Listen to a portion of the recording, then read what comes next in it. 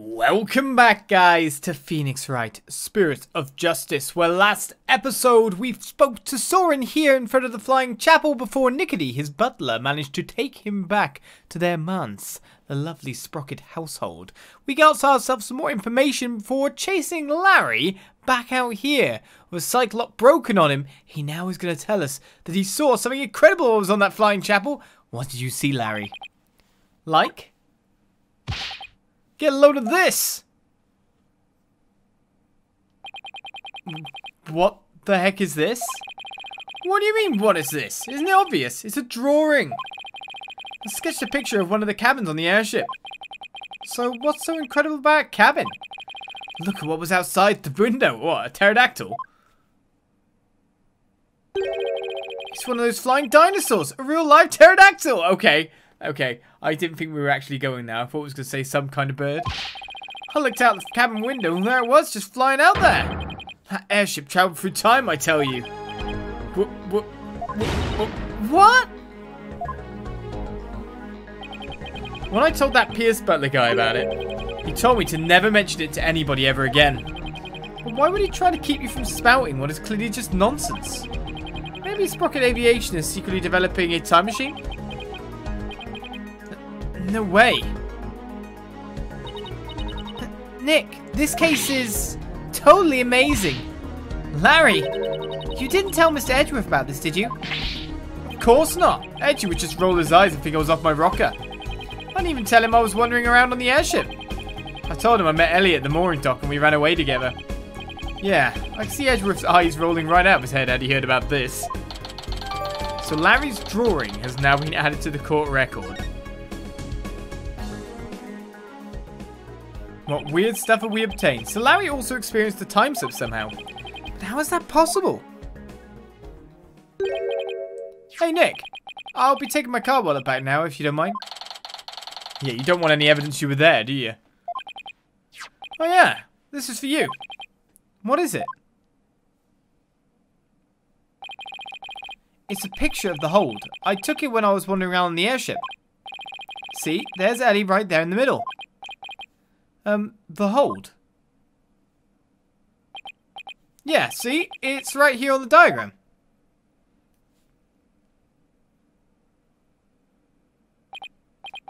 Okay, so now I know where the hold is. But what was Ellen doing there? Well, they were using it as a prepping area for the reception. I see, and around when did you take this? Before the reception. I took it while Ellie was getting everything ready. So this was taken before the incident occurred. I don't know if it'll be of any help, but thanks for this anyway. The photo of the hold has been added to the court record. By the way, Larry, I heard that the door to the hold is controlled by a security system. So how'd you get in there? That's a trade secret, can't tell ya. And the hits just keep on coming. Well, I guess that's basically a wrap on the investigation. Not quite, Nick. I want to meet Ellen too. Oh, that's right. You haven't met her yet, have you? Okay, let's head over to the detention center then, so you can say hi.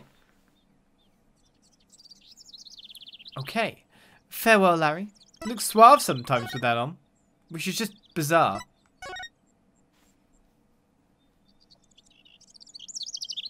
Detention!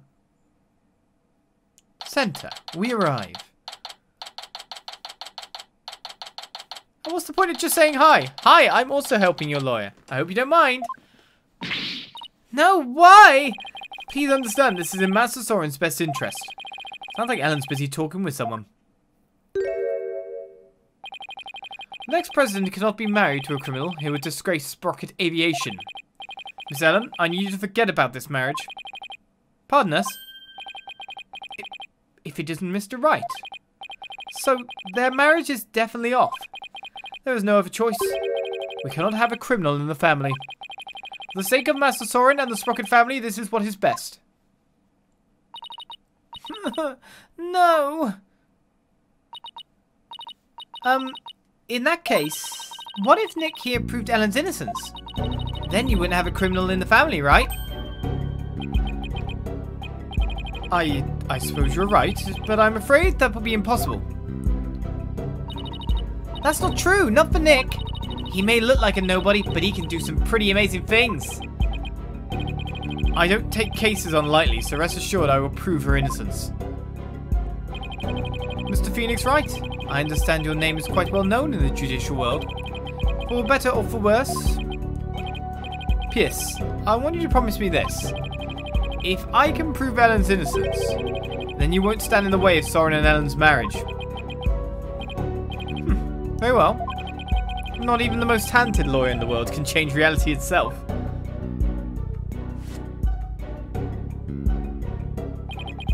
And the reality is, Miss Ellen is guilty beyond a shadow of a doubt. I believe that's where you're wrong, Pierce. I'm clean, I swear I am. Obsessively, compulsively clean. Just as clean and pure as this pure white dress.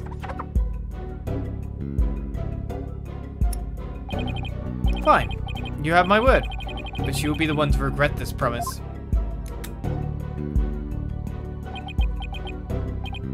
Now, if you will excuse me.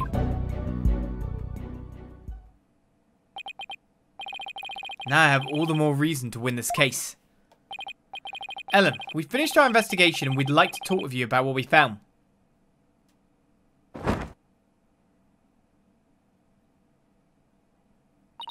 Okay, so what did you find out? What did we find out? In the course of our investigation, we heard that you had been seen standing in front of the victim with the murder weapon in your hands.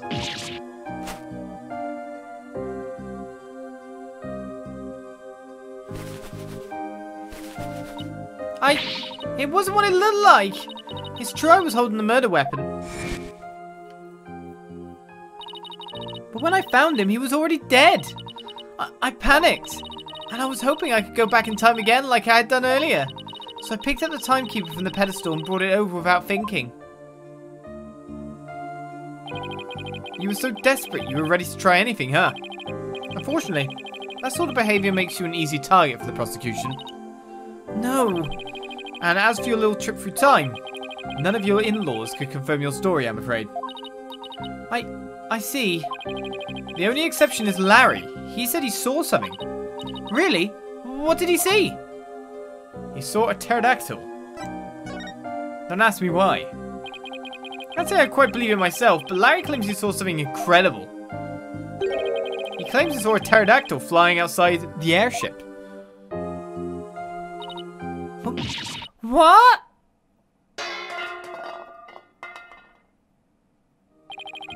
Not only that, but apparently Pierce Nickety told Larry to keep quiet about it.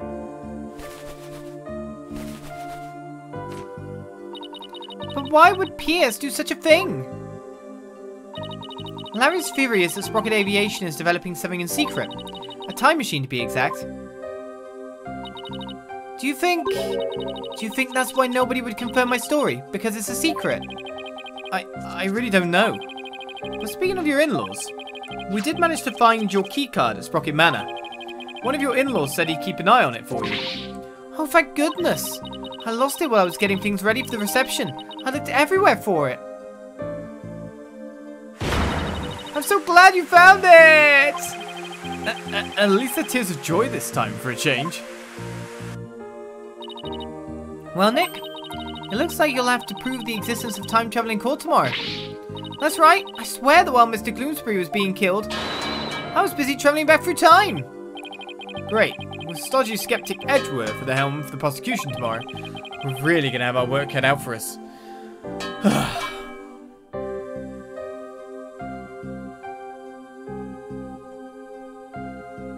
And so it is that we move to the courtroom. To be continued, you say? Well, let's continue straight away. But I'll let the doody-doos play out. We're not skipping straight ahead. We want to hear our jingle. September 22nd at 8:45 AM. Our battle begins versus our oldest foe. Good morning, Mr. Wright. Good morning, Ellen. I see you're still wearing your wedding gown. And I will continue to wear it until our marriage is saved. Oh, Soren!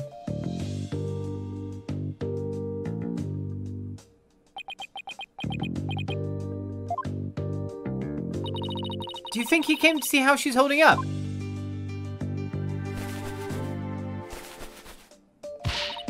Soren, my love! You came all the way to the courthouse just to see me? Oh, Soren, I don't know what to say. Blueprints.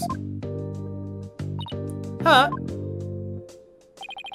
The engine blueprints. I can't find them. Do you know where they are? Oh, they're in your room. Third shelf from the bottom on the right-hand side. Ah, I see. He's leaving already. Don't tell me he came just to ask about some stupid blueprints. Is he really that cold of a person, or is that just how he comes off, I wonder? What about me, Soren?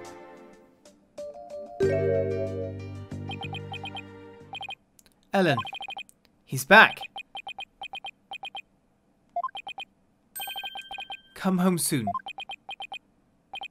I'm lost without you.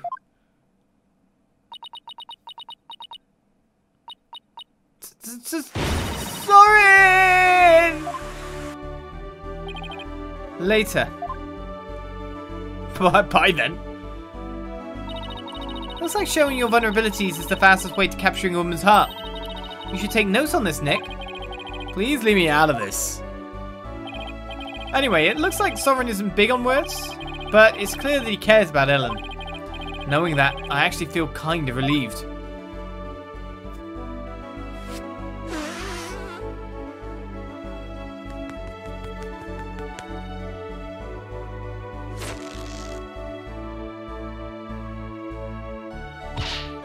Mr. Wright, I just absolutely can't be found guilty, you hear? Don't worry, I'm going to do everything I can to prove your innocence. Thank you, Mr. Wright. The trial is about to start, sir. Edgeworth. Knowing him, he's not going to yield an inch. So I've just got to fight with everything I've got and save Ellen.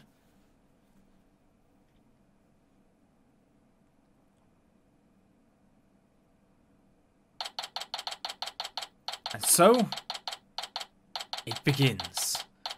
We're arguing time travel in a courtroom. Not the wackiest thing we've done. The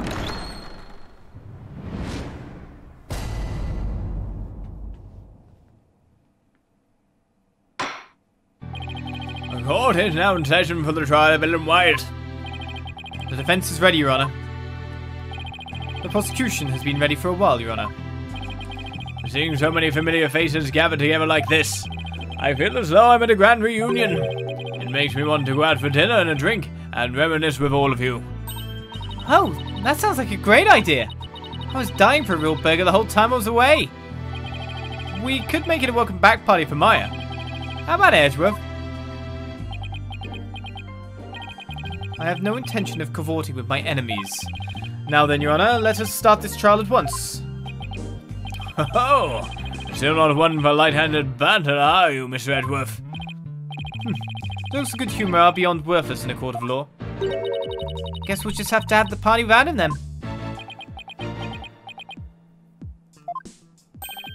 However, were it after the conclusion of this trial, I might consider joining you for your little welcome back party. I certainly wouldn't mind an invite at the very least. He's still as emotionally constipated as ever, I see. Now then, Mr. Edgeworth, if you could please go over the details of this case for us. The victim was Dumas Gloomsbury, a servant in the Sprocket household. He was in attendance at the wedding reception that occurred from 7 PM to 10 PM.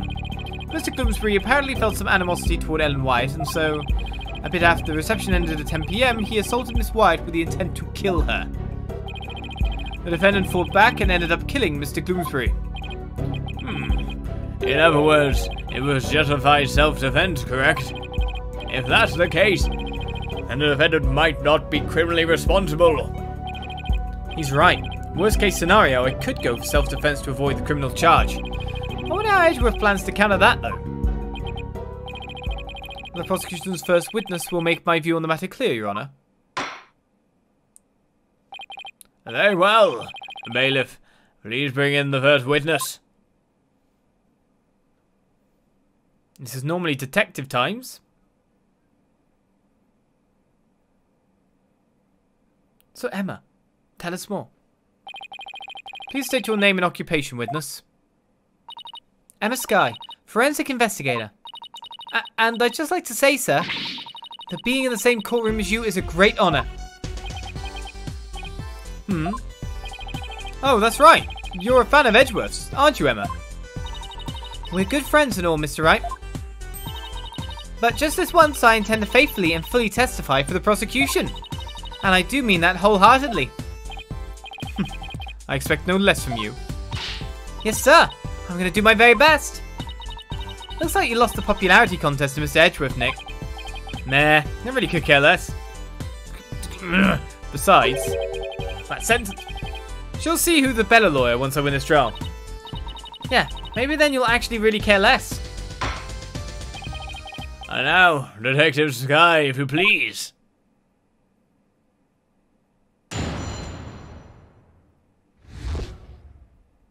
Rundown of the case. The murder weapon was a clock called the Timekeeper.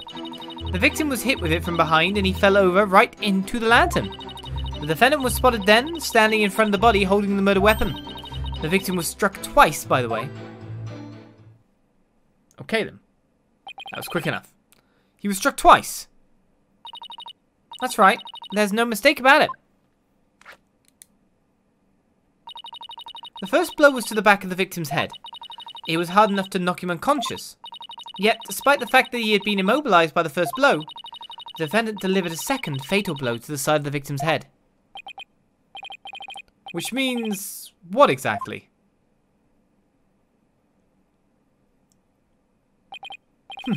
I figured it would go right over your head. Let's put it this way. By striking the victim a second time, the defendant killed her last chance to escape from any criminal wrongdoing. She did? But how, Mr. Edgeworth? The defendant may have been fighting back because she was being attacked.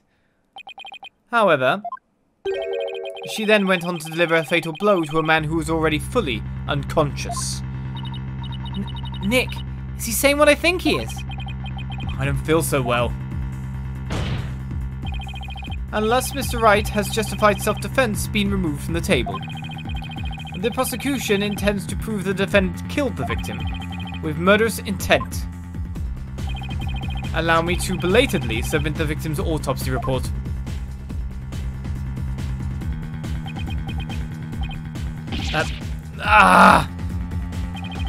So that's why he was acting all smug. Well, more smug than usual. It's fine, right? It's not like we were going to plead self-defense anyway, right? Right, but now the judge has a negative impression of Ellen.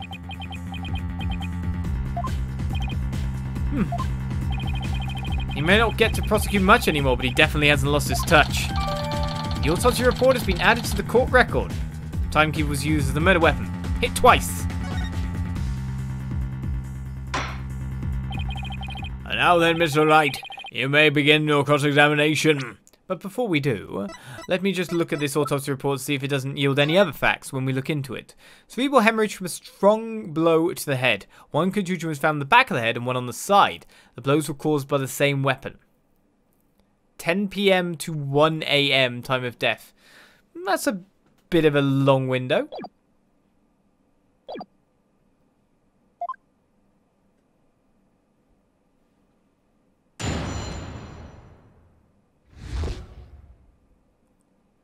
So, the rundown of the case has been given.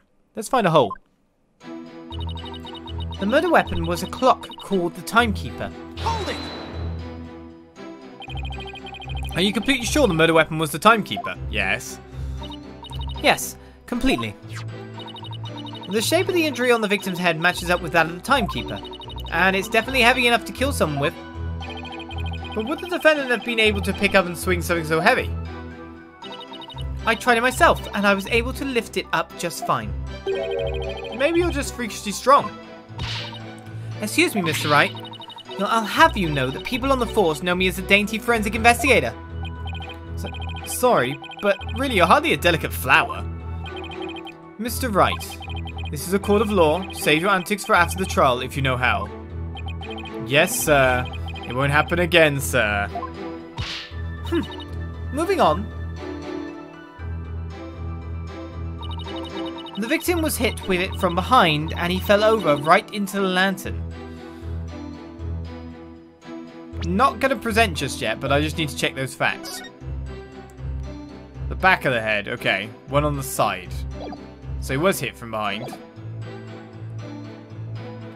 Hold it! The defendant was fighting back against the victim, right? If so, wouldn't she have hit him from the front and not from behind?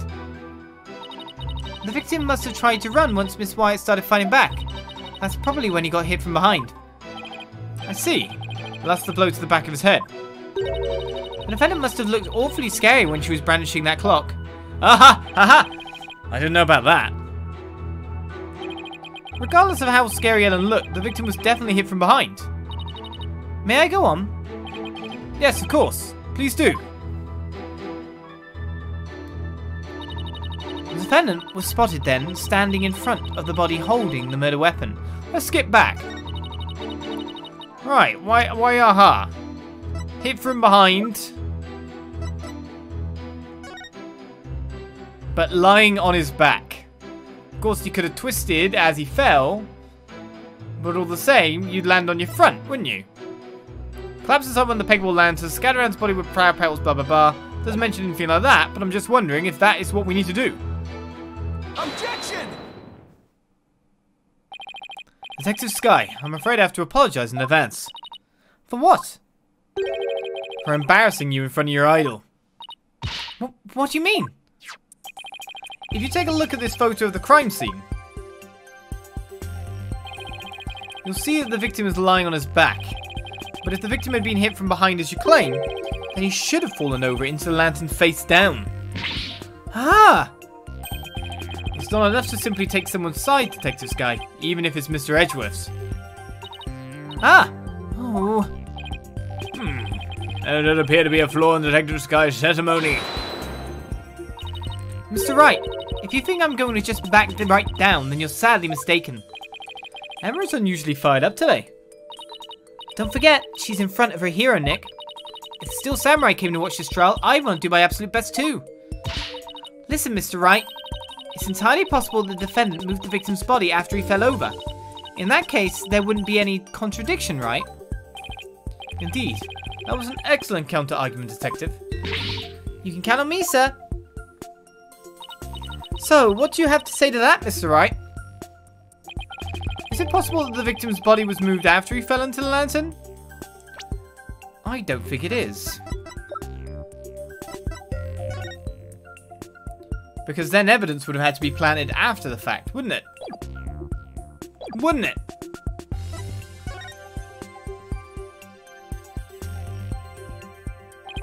Sorry, Detective, but there's no way the victim's body was moved after his death. Oh, really? And what makes you so sure? One look at this here, and it should become obvious. Like, all of this stuff! Just all of it! Take that! Those broken bits of the lantern. Yes, if the body had been moved after the fact, these fragments would have fallen off of it. But as you can clearly see, they're lying perfectly undisturbed on top of the body. This means that the victim must have been lying face up from before the lantern even broke. You're right! But wait a minute, if that's true, then when was the victim killed? I mean, the lantern was still whole during the reception, right? Right, which means we just overturn a major assumption about this case. If the victim was already dead before the lantern was even broken, then the body must have been inside the lantern since before the reception started. In other words, the defense asserts that the victim was killed before the wedding reception. What?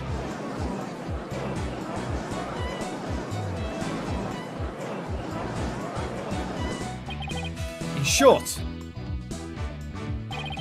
when Miss Wyatt was seen standing in front of the body after the reception, it wasn't the moment just after the murder was committed. It was the moment she happened to discover the body, just as Miss Wyatt claims. Ah! Objection! Whether the act was committed before or after the reception is entirely inconsequential. After all, it was the defendant who prepared the reception hall for the event in question. Therefore, when the murder occurred, it changes nothing with regard to her guilt.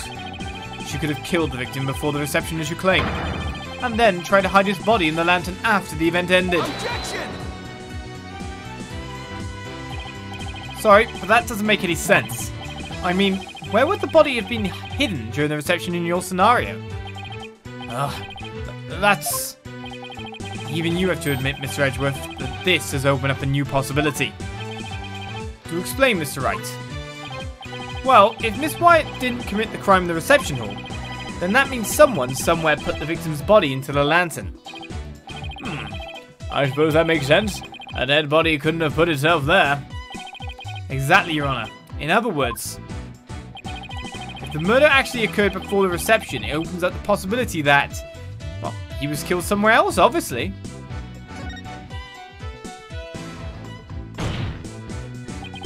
If the body was hidden inside the lantern, then it's possible that the body was moved along with it from somewhere else. Oh, you're right! You can run that mouth of yours all you want. But do you have any evidence to support what's coming out of it, Mr. Wright? Of course I do. I think the answer lies in that piece of evidence, and in something that was left at the crime scene that will point us to where the victim was really killed. Very well, Mr. Wright. In that case, what proof that the lantern and the body were moved from somewhere else? So if we're looking at the, if we're looking at the debris as being, of course, native to it, then there's definitely some things in there that aren't native to the crime scene. Scattered around his body were flower petals, a note, and broken parts of the lantern. The petals were from flowers not found inside the reception hall. So is that what we're looking at here? On the other side of things, let's scroll all the way to this. We see the flower petals exactly on display. If we're looking for somewhere else, we've got to look for the way delivery method too. So it's obviously this bull, because you can see also there's a pega moo, a normal pega cow in there, was moved up to there. So they obviously had spares, which is why there's two bulls on the premises, right? So we're looking at those kind of facts here. So in that sense, I should probably present that photo again to say about the petals. Yes? Take that! The photo of the victim again. Yes. I'd like the court to focus on this thing right here. Going with a different bit. That should be okay. Take that!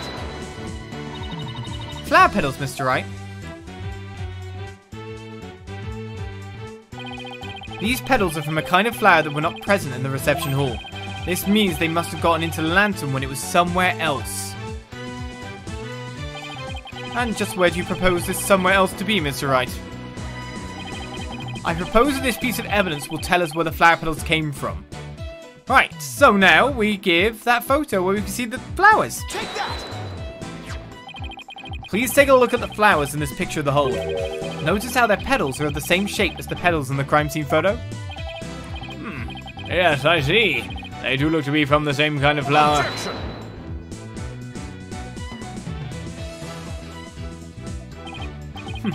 That's really all you've got. A flower is a flower is a flower. They're all the same. I would hardly call what you presented compelling evidence.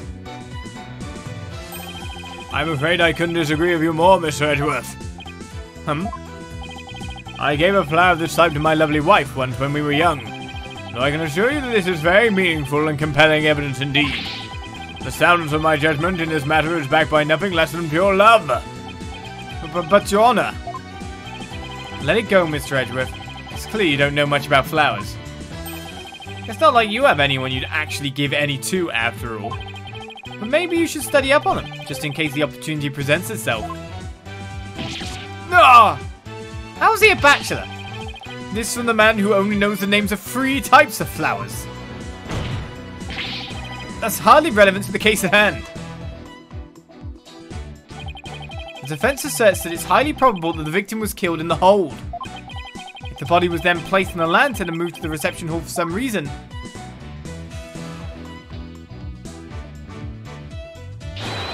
it would completely destroy the prosecution's case. Then you mean the body was... Yes, the victim's body was inside the lantern during the entire beautiful wedding reception, while the defendant and her betrothed were celebrating their love. What?